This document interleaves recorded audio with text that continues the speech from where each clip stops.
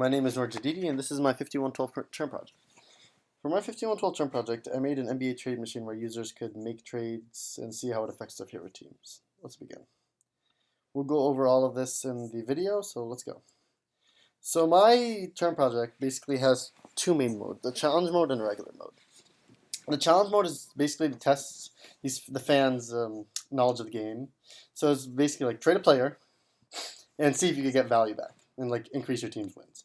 So this one would be trade James Harden, which would be very hard because he has the highest win shares in the league. This would be trade Giannis. His last name's too long. And this is because he has a very low salary, but one of the highest win shares in the league. And this would be a medium one, which would be trade LeBron, because his win shares aren't necessarily the highest, but his salary is high. So there are a few players who have higher win shares than him that you could trade for and increase your wins with. So why don't we do the regular mode, which basically will show how all of this works. So the first thing you want to do is you want to pick a team to manage. I will be picking the New York Knicks because they're my favorite team. So once you pick a team, you can go on their team page, which basically shows you all their players, all the player stats, and you could also check team stats. So you can see their points per game, their assists per game, rebounds, three-pointers, blocks, etc. So all these stats have to do with the 2016-2017 season. So none of them are current, just currently from the last season. So you can just see what you need to improve, and you could, as you can see, you can compare all their stats to the league average. So you can see what you might need to improve, what you are good at, and you might not need to improve. So with that, why don't we do what this is supposed to do and make a trade? So let's do a two-team trade. Now I know the Knicks are interested in trading with the Clippers for Carmelo Anthony. So why don't we try a trade with the Clippers? So knowing that, we know that they likely won't trade Blake Griffin, Chris Paul, or DeAndre Jordan. So why don't we go to other players that the Clippers probably would be willing to trade? So we have JJ Redick.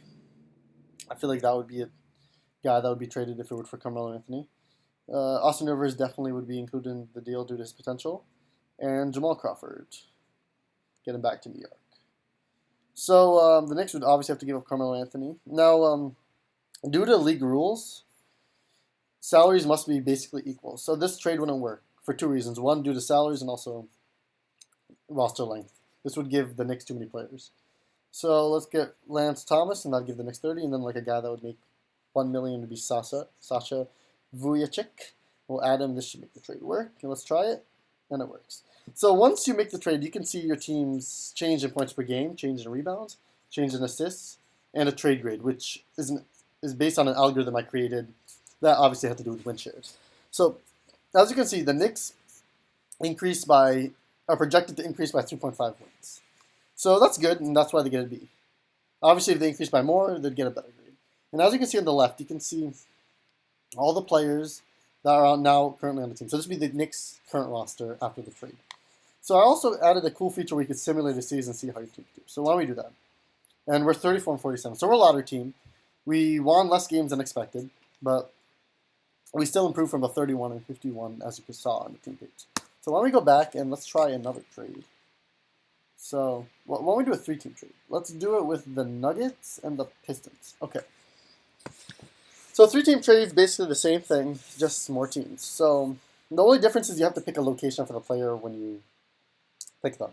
So I really want Danilo Gallinari in the Knicks. I want to see what kind of difference he'd make, especially because we lost Carmelo Anthony. So I want to get another small forward on the team. So let's send him to the New York Knicks.